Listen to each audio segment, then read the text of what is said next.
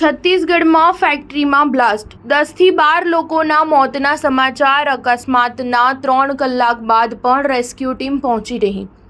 છત્તીસગઢના બેમેતરા જિલ્લામાં આવેલી ગન પાવડરની ફેક્ટરીમાં મોટો વિસ્ફોટ થયો છે. વિસ્ફોટમાં 10થી 12 લોકોના મોત અને ઘણા ઘાયલ થયાના અહેવાલ છે.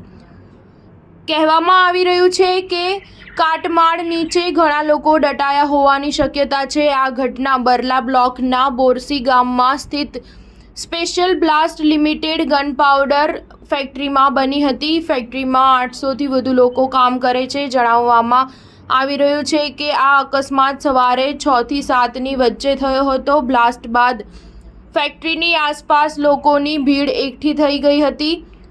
આ ઘટનામાં ઘાયલ થયેલા કેટલાક લોકોને રાયપુરના મૈકારા રિફર કરવામાં આવ્યા છે. આ સિવાય ઘણા લોકોને નજીકની હોસ્પિટલમાં પણ દાખલ કરવામાં આવ્યા છે.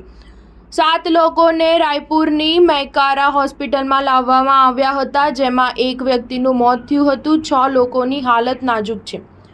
બેમેતરા કલેક્ટરે જણાવ્યું કે એસડીએમ સહિત વહીવટી તંત્રની ટીમ સ્થળ પર હાજર છે. હાલમાં તે જાણી શકાયું નથી કે કેટલા લોકો ઘાયલ થયા છે અને કેટલા લોકો કાટમાળ નીચે દટાયા છે.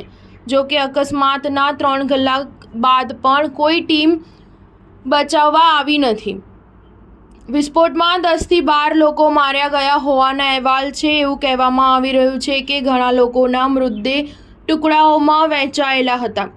કોઈના હાથ કપાઈ ગયા, કોઈના શરીરના ટુકડા થઈ ગયા.